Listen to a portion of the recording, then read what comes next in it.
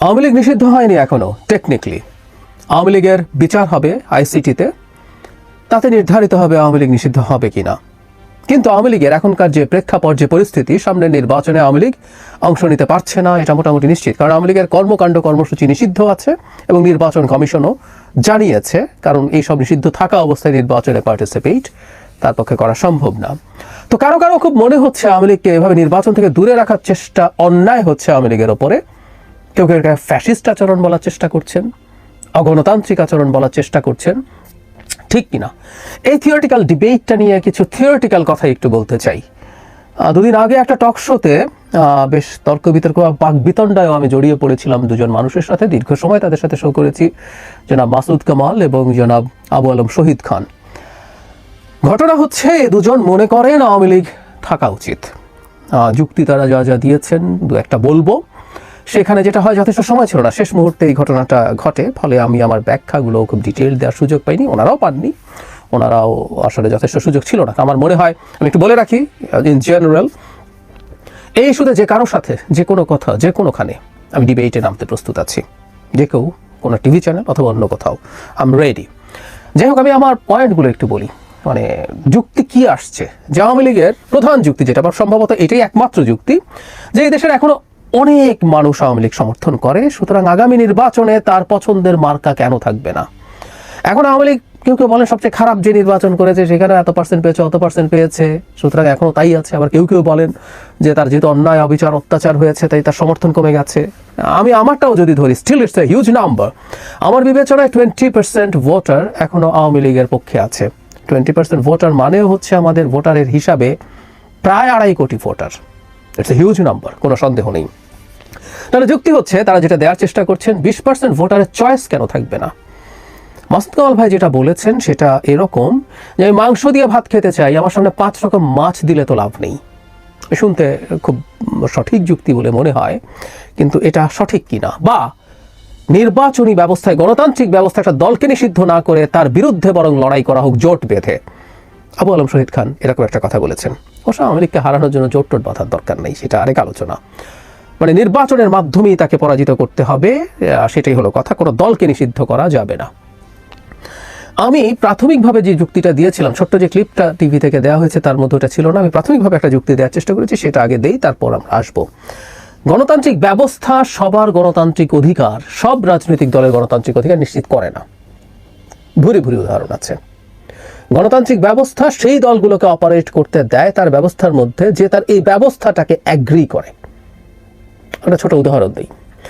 ধরে নিলাম একটা দল আসলো এবং সে বলল যে আমরা বাংলাদেশে রাজনীতি করতে চাই, আমাদেরকে ভোট দাও, ভোট দেওয়ার পরে আমি বাংলাদেশকে আফগানিস্তান বানিয়ে ফেলবো।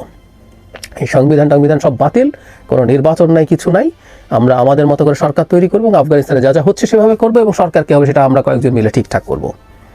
অথবা আফগানিস্তান বানাবো না বলেও যদি বলে আমি একটা 1 পার্টি স্টেট বানিয়ে ফেলবো, নির্বাচন বাতিল, ভবিষ্যতের 1 পার্টি স্টেট হবে, আমাকে নির্বাচন করতে দাও। প্রশ্ন হচ্ছে আমাদের বিদ্যমান গণতান্ত্রিক ব্যবস্থা সেই দলটা অপারেট করতে পারে কিনা। আমরা ধরে নিলাম কাগজে কলমে সেই দলটার সমর্থন বাড়তে সেটা অনেক হয়ে গেল, তাতে কি দাঁড়ালো? আমরা মেনে নিতে হবে? সেই দলটা গণতান্ত্রিক অধিকার থাকবে এই যুক্তিতে যে তাকে অনেকে সমর্থন করে? No way. আমরা একটা রাজনৈতিক দল হিজবুত তাহরীর নিষিদ্ধ আছে, সে নির্বাচন করবে না, সে খেলাফত কায়েম করবে, কিন্তু আমরা কি তাকে অপারেট করতে দিচ্ছি? সে তো নিষিদ্ধ, অন্য অনেক জায়গায় নিষিদ্ধ। কেউ বলবেন না আমি এরও নিষিদ্ধতা চাই না, সে অপারেট করুক, সে আর এক আলোচনা। কিন্তু বলছি নিষিদ্ধ করা আমরা করেছি, গ্লোবালি হয়েছে। আমি যে উদাহরণটা দিয়েছিলাম সেটা হলো কেউ পোস্ট সেকেন্ড ওয়ার্ল্ড ওয়ার জার্মানিতে, ইটালিতে ফ্যাসিস্ট দল নিষিদ্ধর আলাপ করেন। আমি সেটা সরিয়েও একটু রাখি, কারণ ওই ফ্যাসিস্ট দলগুলো শুধু দেশে ফ্যাসিবাদ কায়েম করেছে তা না, সেই দলগুলো বিশ্বযুদ্ধ বাঁধিয়ে দিয়েছে, কোটি কোটি মানুষের মৃত্যুর কারণ হয়েছে, গণহত্যা করেছে, সুতরাং সেগুলো নিষিদ্ধ হতে পারে। কিন্তু তা কি? এখনও পৃথিবীর বিভিন্ন দেশে ফ্যাসিস্ট দল নিষিদ্ধ করার ঘটনা আছে। ভারতে বিজেপি একাধিকবার নিষিদ্ধ হয়েছিল, এটা একটা ফ্যাসিস্ট দল, আবার হয়েছে, আবার হতে পারে না কখনো, তা বলা যাবে না। আমি যে উদাহরণটা ওই অনুষ্ঠানে দিয়েছিলাম, অনেক সময় দিই, সেটা হচ্ছে জার্মানির 2025 সালের ফেব্রুয়ারি জেনারেল ইলেকশন, ফেডারেল ইলেকশনটা কেউ যদি খেয়াল করেন তাহলে দেখবেন সারা পৃথিবীতে একটা দলের উত্থান নিয়ে প্রচুর আলোচনা হয়েছে। AfD নাম, জার্মান ভাষায় কি যেন বলে, যাই হোক AFD, সেই AFD 25 সালের নির্বাচনে 21-এর তুলনায় জাস্ট ডাবল হয়ে গেছে তাদের ভোটের পার্সেন্টেজ। অ্যারাউন্ড 10% একটু বেশি ছিল, এটা এখন 20%-এর বেশি চলে গেছে। একটা দল 4 বছরে দ্বিগুণ সাফল্য পেয়েছে, দ্বিগুণ হয়ে গেছে তার ভোটের সংখ্যা। কিন্তু মজার ব্যাপার, 21 সাল থেকে এদের উপরে সার্ভেইলেন্স আছে এবং এটাকে ক্যাটাগরাইজ করা হচ্ছে র্যাডিক্যাল এবং ফ্যাসিস্ট হিসাবে, এবং এই দলটা নিষিদ্ধের আলাপ চলছে। এই দলটা নিষিদ্ধ হয়ে যেতেও পারে। তারা 20% রিপ্রেজেন্ট করা একটা দল নিষিদ্ধ হতে পারে। জার্মানি কেউ আলাপ করছে ওর গণতান্ত্রিক অধিকার হরণ করা হচ্ছে? উত্তর হচ্ছে না। ওটা নিষিদ্ধ যদি হয় এই কারণে হবে যে একটা গণতান্ত্রিক সিস্টেমে অপারেট করার জন্য রাজনৈতিক দলে যে ন্যূনতম যোগ্যতাগুলো লাগে এই দলটা সেটা নেই, সুতরাং ও এই সিস্টেমে পারবে না, ফুল স্টপ। আওয়ামী লীগের 20% সমর্থন আছে বলে আমি মনে করি এখনো। সো এই যুক্তিতে আওয়ামী লীগকে নির্বাচনে আসতে দিতে হবে। আমরা যদি এই প্রশ্ন এখন করি, আওয়ামী লীগ একটা রাজনৈতিক দল আদৌ? আওয়ামী লীগ 18 পর্যন্ত একটা রাজনৈতিক দল ছিল, ফ্যাসিস্ট রাজনৈতিক দল। ফ্যাসিস্ট রাজনৈতিক দল ডেমোক্রেটিক সিস্টেমে অপারেট করতে পারে না। আর 18 পর এটা রাজনৈতিক দলই না, এটা একটা মাফিয়া গ্যাং। এখন এই মাফিয়া গ্যাংকে যদি 20% মানুষ সমর্থন করে, সো হোয়াট? দেশে যদি ডাকাতদের সমর্থনে বহু মানুষ দাঁড়িয়ে যায়, ডাকাতদের পাপ মুক্তি হয়ে যায়, ওই সমাজে তাকে গ্রহণ করে নিতে হয়? No way. আমি বলছি না আওয়ামী লীগ নিষিদ্ধ হচ্ছেই, কারণ আওয়ামী লীগ নিষিদ্ধ হবে কিনা সেটা আসলে দেখা যাবে। আইসিটিতে মামলা হওয়ার পর তারা মানবতা বিরোধী অপরাধী কিনা সেটা তারা বিবেচনা করবেন। আমি ছোট্ট একটা নোক্তা দিয়ে রাখি, সেটা হচ্ছে 3 তারিখ রাতে আওয়ামী লীগের পক্ষ থেকে জানানো হয়েছিল 4 তারিখ আওয়ামী লীগ মাঠে নামছে। প্রকাশ্য ঘোষণা আছে, কারণ আমি তখনই অনুমান করেছিলাম, আমার ভিডিও আছে, যে পুলিশ বিজেপি আর গুলি করে পেরে উঠছে না এবং সেনাবাহিনী গুলি করতে ডিক্লাইন করছে। এটাই ইন্ডিকেট করে শেষ দিনের মতো তারা ঘোষণা দিয়ে আওয়ামী লীগকে মাঠে নামিয়েছিল এবং তারা মানবতা বিরোধী অপরাধ সেদিন করেছে। 100-এর বেশি মানুষ হত্যাকাণ্ডের শিকার হয়েছে, সেই পক্ষে তাদেরও কিছু লোকজন ছিল। এরকম গত 15 বছর ঘোষণা দিয়ে ছাত্রলীগ, যুবলীগ, আওয়ামী লীগকে মাঠে নামিয়ে সন্ত্রাসী কর্মকাণ্ড করানো হয়েছে। আইসিটি তো বটেই। পলিটিক্যাল পার্টি অর্ডিন্যান্স 1978 বলে একটা আইন আছে, যেখানে আর্টিকেল 3 এবং 4-এও যেসব অপরাধ বর্ণনা করা আছে, যেগুলোর ভিত্তিতে একটা দল নিষিদ্ধ করা যায়, আওয়ামী লীগ সেই স্ট্রাকচারেও পড়তে পারে। সন্ত্রাস দমন আইন যেটা আছে সেটা বাদই দেই, সেটা এক্সিকিউটিভ অর্ডার বাদই দেই। বিচারিক প্রক্রিয়া আওয়ামী লীগকে নিষিদ্ধ করার এই ব্যবস্থাগুলো আছে। এখন কেউ বলবেন বিচারিক প্রক্রিয়া আবার এদিকে সন্ত্রাস দমন আইনে নতুন ধারা যোগ করে তাদের কর্মকাণ্ড বন্ধ করার নামে ডিফ্যাক্টো এই নির্বাচনে তাকে পার্টিসিপেট করতে দিচ্ছেন না। এটাও ঠিক যৌক্তিক না। কেন বলছি? কেউ বলবেন বিচারের আগে তো তাকে নিষিদ্ধ বলা যাবে না। আচ্ছা, আমাদের কেউ যদি খুন করে তাকে তো আমরা জেল টেলে নিয়ে যাই, এমনকি চার্জশিট হওয়ার আগেও জেলে নিয়ে যাই এই অফেন্সের জন্য। জামিন পেতে পারেন, নাও পেতে পারেন। তো আমরা কি বলি, ওনার কি আদালতে প্রমাণিত হয়েছে উনি খুনি, ওনাকে জেলে কেন রাখা হলো?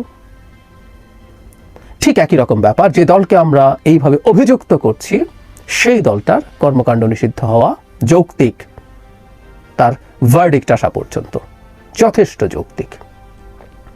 এখন আওয়ামী লীগ হতেই পারে বিচারে দেখা যাবে আওয়ামী লীগ নিষিদ্ধ হয়নি, হতেই পারে তারা কর্মকাণ্ড চালাবে, এরপর হোক, তারপর তারা আসুক, আর নিষিদ্ধ থাকলে নিষিদ্ধ হবে। এখন আওয়ামী লীগের 20% কোথায় ভোট দেবে? তাদের ভোটাধিকার হরণ করা হয় নাই। তারা যে ডাকাতের দল সমর্থন করে, যারা যে মাফিয়া গ্যাং সমর্থন করে, সেই মাফিয়া গ্যাংয়ের বাংলাদেশে অপারেট করার রাইট নাই যদি শেষ পর্যন্ত নিষিদ্ধ তারা থাকে। এটা তাকে মেনে নিতে হবে। তারা অন্য কোথাও ভোট দিন, অথবা কোনো না কোনো ফর্মে অন্য কোনো নামে তারা একটা দল তৈরি করে সেটাই ভোট দিন, ওই নামে আর হবে না, এটা মেনে নিতে হবে। এই সিস্টেমে এভাবেই কাজ করবে। আর না হয় পারলে একটা বিপ্লব একটা গণঅভ্যুত্থান করে যে কোনো সরকারকে ফেলে দিয়ে ক্ষমতায় আসতে হবে। এটাই তো নিয়ম, এছাড়া আর কোনো পথ নেই। আরেকটা পথ আছে, হ্যারাম থাকলে সেটা করুক। ওটা নাই তো আসলে। ওই যে বললাম, আপাদমস্তক মাফিয়া এবং ডাকাতের একটা দল আবার নির্বাচনে আসবে। আওয়ামী লীগ নিষিদ্ধ না করলে নির্বাচন করতে খেয়ে আসতো। আমি ওই অনুষ্ঠানে যে উদাহরণটা দিয়েছিলাম, পাকিস্তানে অন্যায়ভাবে ইমরান খানের দল তেহরিকে ইনসাফ পিটিআই নিষিদ্ধ হয়েছে তার মার্কা সহ, কিন্তু পিটিআই এর লোকজন স্বতন্ত্র নির্বাচন করেছে। এবং পাকিস্তানে তো অনেক রকম ক্যাটাগরি আছে, জেনারেল সিট, তারপরে উইমেন, তারপরে মাইনরিটি, এরকম।